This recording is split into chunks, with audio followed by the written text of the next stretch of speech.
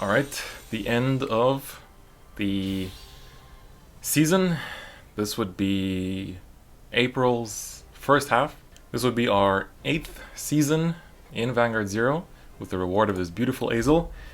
And my ranking, so first we're going to see the top 10.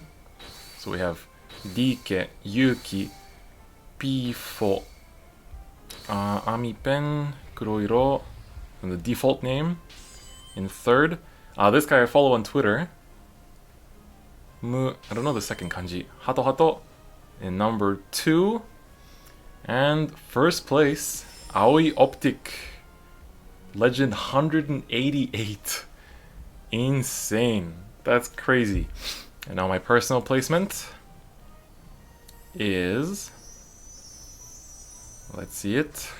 46th. Top 50. Whew, I've never tried harder this much in a single season yet. Definitely happy with this result. So I wanted to give some context, for this video, because this will be a tips for ranked, and now for the majority of the video I'm not going to be playing actual gameplay myself, live. It's just going to be replays of my past gameplay, in tournaments, etc. But today will be a tips for ranked video because I want everyone to be able to reach legend and be able to get the legend reward as fast as possible, because it's really good for you as a player because you'll be able to get a lot of the exclusive triple rares pretty quickly. And so I think that it's good for everyone if we learn together and, take some lessons away from what I've learned throughout the last, 4 months of playing this game. So yeah, let's just get into it. So first things first, for me, really, I think the number one tip is know your cards. Know your cards and counter the deck. I had a comment on when I featured the budget deck for Novas on why I attacked an Overlord at a certain point, and it's simply because, knowing the fact that it costs 3 Counterblast and that if he doesn't have another one in hand, my front row won't be burned away, and then it's like a long-term commitment. Sure, I won't lose to that Overlord that turn, but being able to counter, the fact that he could wipe out my front row very easily does help me in the long term.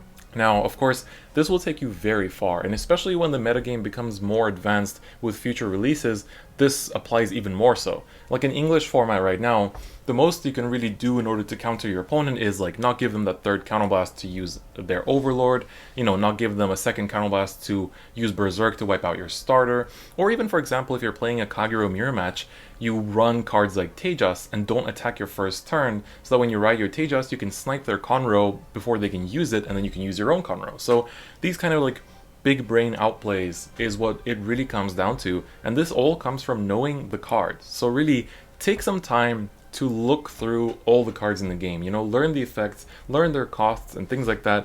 You don't want to accidentally give your, Kagero opponent a 4th face-up damage when they already have 6 soul and they're sitting on a Vortex Dragon, because then they'll be able to wipe out your front row and probably deliver the finishing blow.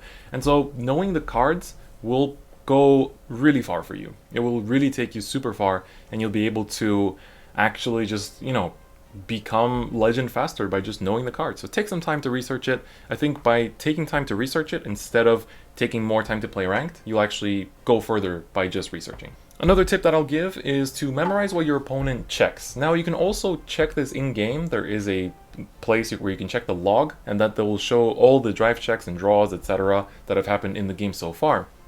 And so you don't need to memorize everything by any means. There's a lot of random cards like grade 1s and 2s that it doesn't really matter if you remember them or not, unless they're super key cards for your opponent.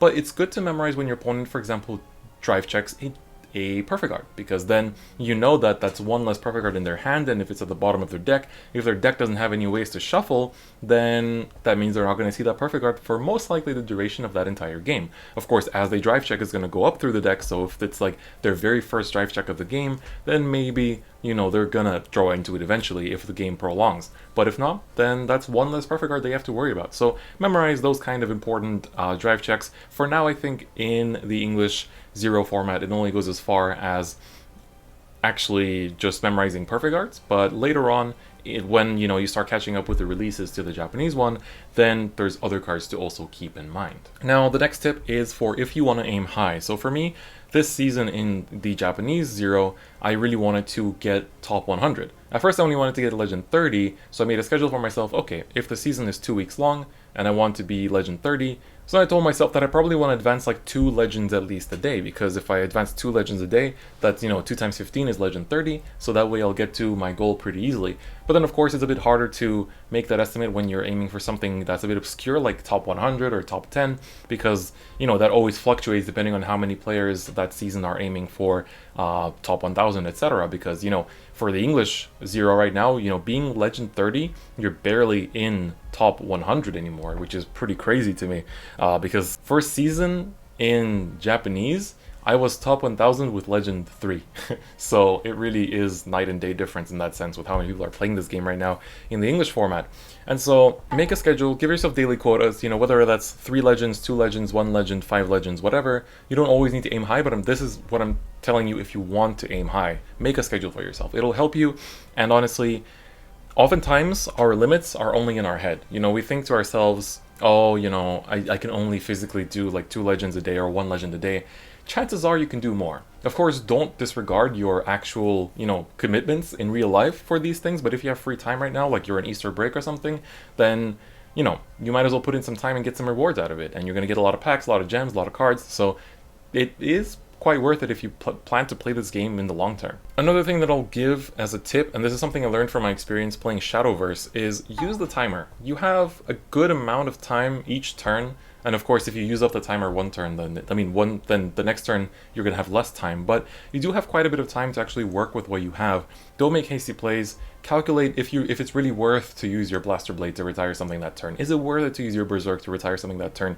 Can you keep it for later? Will you actually be able to deliver the finishing blow, or does using your Blaster Blade now mean that you won't be able to retire something important in later turns when your opponent's on 5 damage when you could have actually finished them? So keep those kind of thoughts in mind, because if you use your timer and you can carefully give yourself some time to think about if it's worth to actually make the play that you're thinking of making, just because, oh, I drew this Blaster Blade, bam, I'm going to retire something, So think carefully, take your time, use your timer wisely. This is going to be one of the most basic tips, but of course this is something very important, especially for new players that have never touched Vanguard before.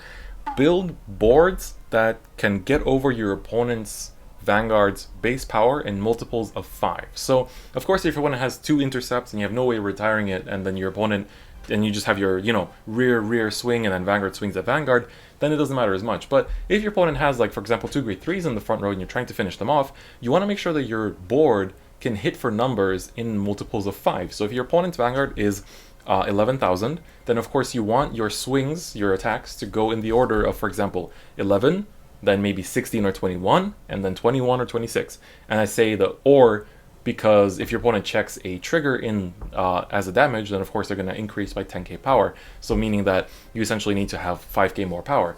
And of course, it's really important to keep in mind that you should always have your brain work in multiples of 5. Build boards in multiples of 5. That's why I emphasize that 13k attackers are really important, because a 13k attacker with an 8k will hit for 21, and therefore get over those kind of numbers. Same thing if your opponent has a 10k Vanguard like Sio Matarasu or something, then you can just have a 12k and an 8k in the back, or a 13k and a 7k in the back, and you're hitting for those magical numbers. That's what we call them, magical numbers.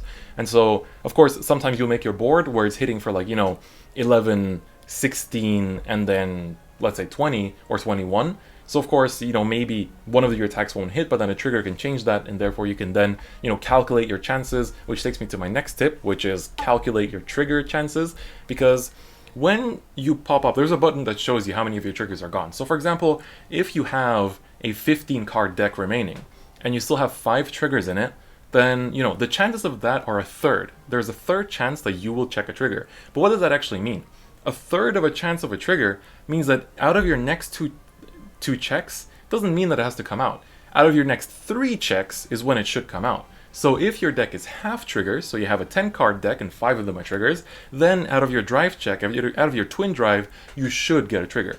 But if it's like 5 out of 15 and it's a third chance, then there's a chance that you'll go first check, second check, nothing. But then the third check of your damage will actually be a trigger. So you have to run those calculations in your mind all the time, and think about what are actually your chances of seeing a trigger. If you have 2 triggers in an 18 card deck, don't expect any triggers to come up for some time, and if they do, then you are actually lucky. So celebrate those kind of moments. So it's really important to do that quick statistics, just to see, and keep in mind that if something is 1 out of 3, 1 out of 4, 1 out of 2, apply that to your drive checks, and apply that to how your cards will be drawn and checked. Another tip is to be careful with your placements. Like there are some games where it is worth it to, early call your grade ones to the front and, attack them, rush them a little bit. But keep in mind that sometimes when you do that, of course your opponent will then next turn attack back at your grade ones. And then next turn you're going to want to attack back at theirs, things like that. But by calling out your boosters early to be aggressive with, you need to think about, am I ever going to need this boost later on in future turns? Like I said, it's really important to have the boost to build those magic numbers of 20k, 21k, etc. So is you calling too many grade 1s early on in the game not being a detriment to your general late game and to how you're going to be finishing out the game and trying to win? You need to keep that in mind and always calculate how many grade 1s you've actually seen. Keep in mind 4 of your 13 grade 1s are perfect guards that you generally don't want to call onto the board. Or maybe you have less perfect guards, but optimally it's 4. So then you basically have 9 grade 1s to work with. So then when you think about there's only 9 of them, if you call down 2 already or 3 already in the early game, that's already a third of your potentially callable grade 1s gone. So you need to really think about that very carefully and consider your placements. And same goes for grade 2s. You need to think about your matchup. Like if you're playing against blockade and you're going first, of course you should call down grade 2s early, because then that can stop them before they get to blockade, and they have to get through those intercepts before they go to blockade, so you stop some early damage that they would then deal anyway. It's because then once they go into blockade, your grade 2s don't matter as much, so you want to call as many of them as possible in the early. But then against other matchups that doesn't apply as much, so you need to always be aware of that and think about that and how you can counter your opponent's matchup. And now I'm going to talk about mindset stuff, and I think that mindset, in my opinion, is by far the most important thing, whether you're just casually playing a ranked or you're going for those big goals like top 100, etc. And you need to, first things first, there are games where you will brick. Bricking means simply drawing an unplayable hand, so either you don't even have a grade 1 to ride with, or you don't draw any of your key cards, like you draw the worst grade 3 in your deck that is supposed to be only on the rearguard circle, like you don't draw your necessary grade 2, all those things, like nothing, you ride a perfect guard, like all those terrible brick hands. Sometimes if it's a terrible brick, like you actually got great stuck, just erase that game from your mind. There was nothing you could do about it, variance is variance, it happens sometimes, just forget about it, move on to the next game. However, sometimes it is worth it to try to push your potential and see if you can turn this terrible, terrible hand into a chance. Because there are some times where, for example, for me, I play Majesty Lore Blaster in the Japanese format, and that's how I got to top 50. And basically, by playing that deck, there were some games where I would brick, I wouldn't draw Majesty Lord, I wouldn't be able to search him, and I would have to ride Gansalot of all things. But then I would still be able to win sometimes, just because my opponent would forget that Gansalot can gain a crit, and attack for 14k on his own. So with things like that, it's a bricky game. Normally I would erase these from my mind, but I turned that brick into an opportunity and won a game. And being able to win like that, sure, in ladder it doesn't matter as much, but if you win like that in a tournament, that's huge. That's one more round you survive, that's one more chance to get into top cut and winning yourself a prize. So that is really essential. And now finally, this is by far the most important point, so I really hope you guys stayed for the end. Mindset. Reacting to triggers. This is something that I've been playing Vanguard since 2011, like basically since the start of the game. And this is something that I truly properly learned and became conscious of after this year's World Champion, and after I talked, I interviewed the World Champion and saw how his mindset and just his expression would never change, and he would just remain so stable no matter how many triggers his opponent checked, etc.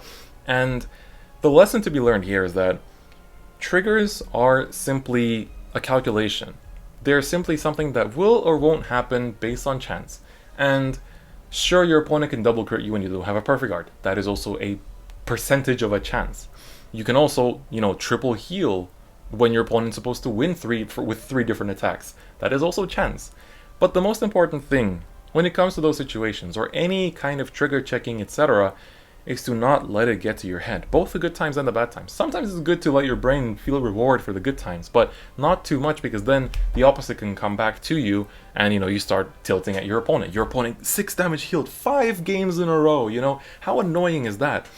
But when you have the mindset of not taking that to heart, it suddenly doesn't matter anymore. Like, the biggest piece of advice I can give you is how you react to triggers will not change the game.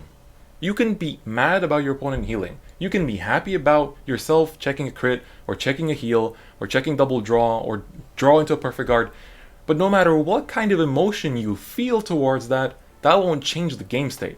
That will not change whether you won or lost. That will not change like what your opponent's next check will be or what your next check will be. So keep that in mind, that no matter how you react to your triggers or your opponent's triggers or just the general flow of the game, your emotional reaction doesn't have any kind of outcome or any kind of effect on the game itself. So think about that. Is it really worth it to react to a heal? Is it really worth it to like get mad when your opponent 6 damage heals? No, just move on. Just, okay, it happened. Next turn, you know? Even if you lose because of that, it's okay, next game. Just go next game. So that is honestly my biggest tip, is just don't take your trigger checking, etc. to heart too much. Just let it happen and move on. Even if your opponent heals, it's okay. Even if you lost because of that, it's okay. You'll win the next one. As long as you keep playing, you will win. You will get better with every game. You will learn to have a better mindset with every game, and you will improve. That is just the law of these games, you know? So, yeah, those are my tips for ranked. So now, I want to see everyone that's watching this to get Legend. If you're already Legend, then that's great. Welcome to the Legend gang. But I want everyone to be part of Legend. I want everyone watching this to, you know, take some time to play it. You don't have to do it now. You can do it later. Doesn't matter how fast you get Legend, but there are great rewards for being in Legend and for, you know, actually playing ranked a fair bit every season, and I want you guys to get them. I want you guys to have a good experience and to get all the important cards and to be able to play the best decks and things like that. So that's going to be it for me today. I hope you guys enjoyed this video. I really thought about the points that I wanted to put into this, so I hope you guys liked it. So that's going to be it for me today, and I'll see you guys next time. Bye-bye.